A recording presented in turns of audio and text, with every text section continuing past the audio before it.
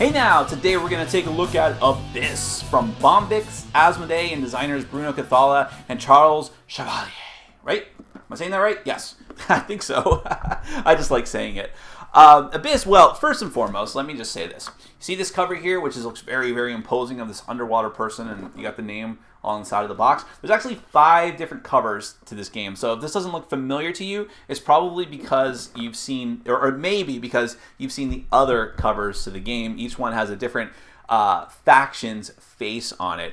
The theme of this game is that you're one of these, I don't know what you totally are. I guess you're like a council, or you're a group or a faction within this underwater kingdom, and you are trying to gain the control, I guess, of the political control, at least, of these underwater lords, and use that power to take control of different territories under the sea, and make your own Little Mermaid jokes right there, and essentially get the largest swath of control over this underwater land, vie for supremacy, and have the most points at the end of the game. That's what it really boils down to. You're trying to have the most points. But despite how epic and grand that sounds, and there is like a board in this game, and there's really cool little pearls and stuff like that, what this is essentially a card game. You're trying to gain control of all of this stuff by playing the right sequence of cards, using them as currency in order to gain control of these lords. You also have these pearls, which you're going to use to essentially bid on cards in a way. Well, you're drafting the cards and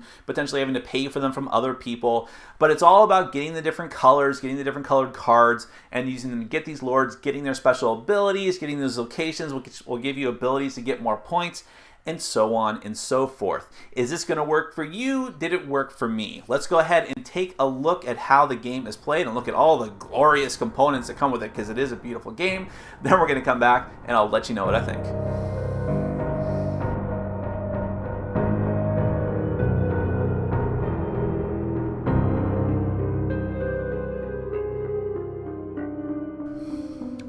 Okay, I'm going to give you a very brief overview of Abyss. This is a competitive game for 2 to 4 players. The theme being that you are an underwater lord who is trying to gain control of all of the other lords of this undersea kingdom, these humanoid fish people, and use their influence, or use the influence of all the masses of like more, weaker fish people to gain the control of them, and hopefully to gain control of different territories that they can help you gain access to. Mechanically speaking, you're just trying to have the most points by the time one of the endgame conditions is met. The 2 endgame conditions are when someone buys their 7th lord, everyone else gets 1 final turn, or also when you go to put more lords out in this the row of lords here, and you don't have enough to fill up every spot on the board, that will trigger the end of the game as well. So everyone is going to start with only this little clamshell here with 1 of these little pearls inside of it. That's the only thing that we'll start off with. Here's the rest of the setup. You fill up this row of lords. You'll have a stack of locations with 1 flipped over just for you to look at. A stack of the affiliation cards, which are the sort of sea creatures that you are trying to gain control of in order to vie for power. You have the board, which represents the different, when you're exploring the depths, you'll put the cards out here.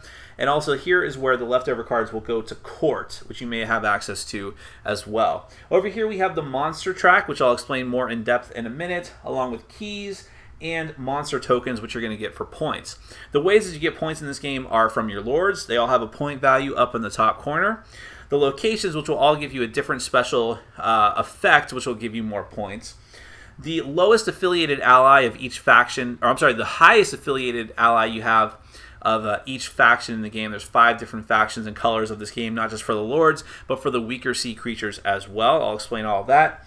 And also for your monster tokens, there's different value numbers here, I think from 2 to 4, randomized on each of these. Whenever you gain one, you'll keep a secret to yourself. At the end of the game, you'll add up all those points whoever has on the score pad right here, and whoever has the most points is going to be the winner. Now you'll decide who goes first, and on your turn you have 1 action to take, but you have several different options you can do with that action.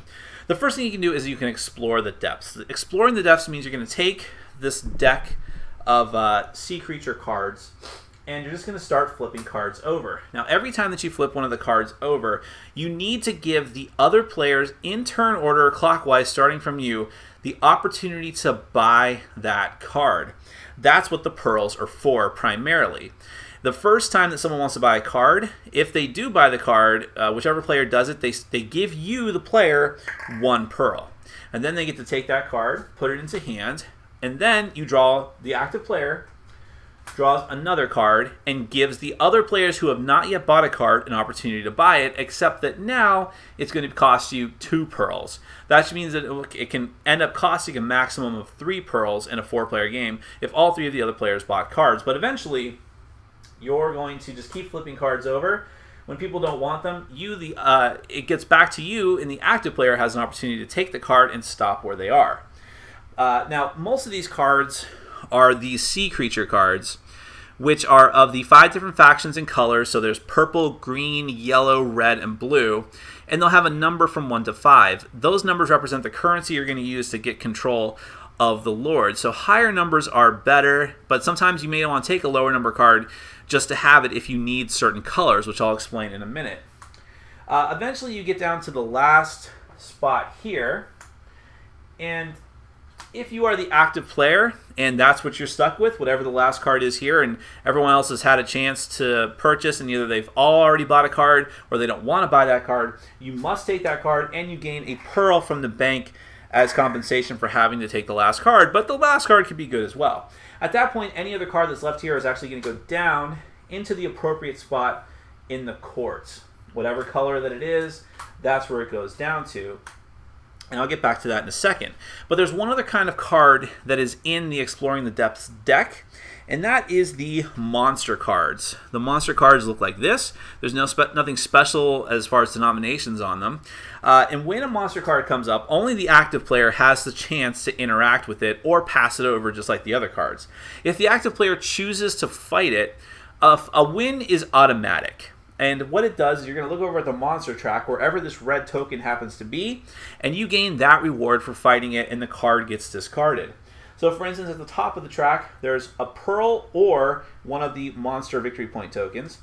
The next part of the track, you can choose 2 pearls, a pearl and a victory point token, or 2 victory points. The next spot is a key. The next spot is a key plus either a pearl or a victory point token, and so on until the bottom part, the last one, you get 2 keys.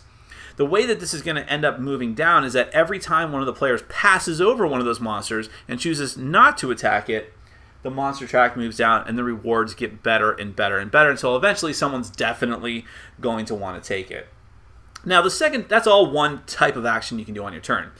The second type of action you can do on your turn is to go to court and take one of the stacks of leftover cards from the other players exploring the depths. Now, most of these cards are cards that were passed over, so they may not be very good on their own, but eventually there's going to be a ton of cards in all these spots, so you're going to want to take them at some point, if only to just get a bunch of cards in your hand, because it's important for getting lords. Which brings us to the third type of action you can do, which is acquiring one of the lords out in court. In the bottom corner of all of these lords, there is a number cost. Actually, that's a bad example. Let's not start with that one. That's a more complicated one. This is how many of those small Hobbit cards you need to turn in, the values of which you need to turn in order to acquire those cards, but you have some special rules here. All these cards will have bubbles. All of them will have, or most of them will have, one primary bubble with their faction color and symbol in them. So for these, the military cards, you need to have all the cards that you spend need to be red. They all need to be of this military faction. And by the way, all the military faction cards have to do with negative effects on your opponent. If you're able to turn in that many cards, put them into the discard pile, you're able to take this lord and put it down in front of you. At the end of the game, it's worth 6 victory points, and his ability is each of your opponents must turn one lord of your choice 90 degrees, and that lord only counts for influence points, victory points. It no longer counts for whatever their special ability is if they had one at all. Now, other cards are a little more difficult to get if they have more bubbles. Like the Master of Magic here from the purple faction, he has 2 small generic bubbles next to him.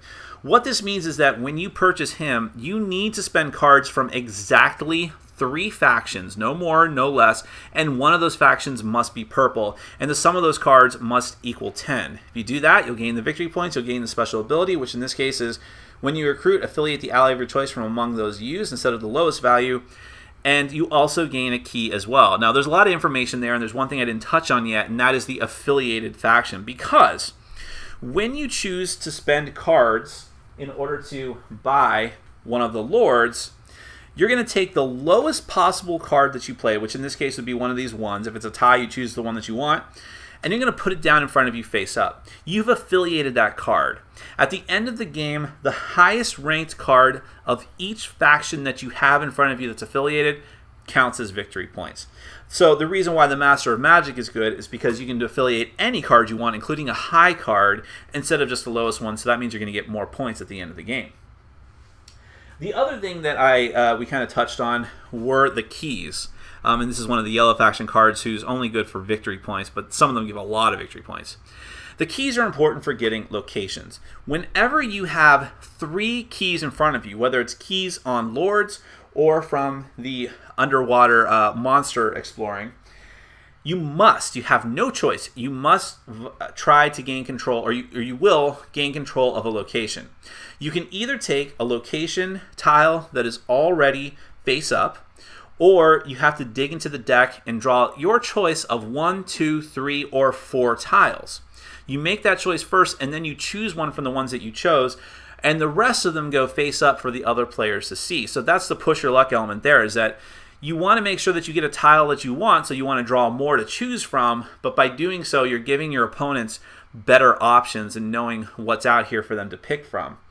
When you take one of the tiles, whatever lords that you used to get this, that had keys on them, that you used to acquire this territory, are going to go, let's just say it was this, underneath this in such a way that their abilities are covered up, which means their abilities are no longer active and do nothing, but they are still worth points at the end of the game. This represents those lords taking control of that territory and not really being engaged in the politics at court.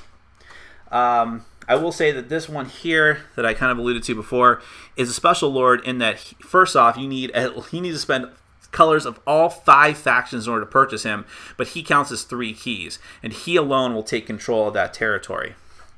All right, so that's how lords and getting territories works. Now, one other thing I should mention too is that when you buy lords, that spot stays empty and everything slides down. It doesn't get replaced until either a couple of different things. If you only have 3 lords left here, and then you purchase one of those last 3 lords, it slides down and opens up a spot with 2 pearls. You immediately gain those 2 pearls, and then you fill up every single spot left over. And if you can't do this, the game is actually the game end is going to trigger. The other way is that if there are empty spots at the start of your turn, you have an optional first step where you can spend pearls in order to put out more lords and fill up the empty spots. And that is really the game. It's really not that complicated. On your turn, you're either going to explore the depths, go to court, take a lord. You're going to be required to take one of the locations when you have 3 keys, and keep going around bidding for cards using the pearls. Oh, one other thing.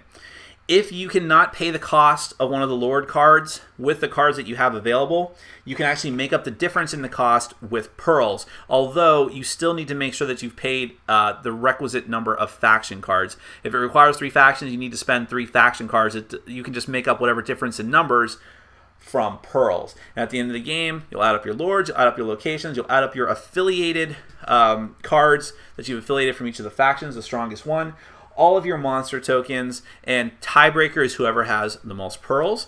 That is essentially Abyss. Now let's get to my final thoughts. Hey folks, real quick, I'm sorry, I realized I didn't actually describe some of the different locations, and they're very important for final scoring, so I figured I'd show you a few of them. You have ones like, well, the Abyss, which is the name of the game. You get 2 victory points for each guild you have at least 1 lord from, to a maximum of 12 victory points. The Sanctuary, you get 3 victory points for each of your affiliated allies from the Jellyfish race. So, of course, there's going to be a location for each of the different affiliated races. Here's an example of one for specifically to Lords. You get 2 victory points for each of your Politician Lords, which are the blue ones, plus 6 victory points. The Black Smokers, you may immediately switch this location with the location of your choice from the deck. And the last example I'll show you is the Throne Room. You get X, where X equals the number of influence points of your strongest lord. There's a lot more locations than that, but that's just an example of how those will work. Now, let's get to my final thoughts. Well, okay, let's just go ahead and address the obvious right now. The game is beautiful, not just the box, which is beautiful, and it makes me wish that I could, have the kind of shelves where I can have my boxes sitting up like that, just so I can show it off. And it was hard picking for... I actually had the option, most people don't when they order it online at least, I had the option of what boxes I could get, and I went for green, and I still regret it because all the boxes look really cool, but you gotta go with one. I've heard some maniacs were actually getting all 5, even though the game is the same in each one. That's way over what I would prepare to do, even for my love of this hobby.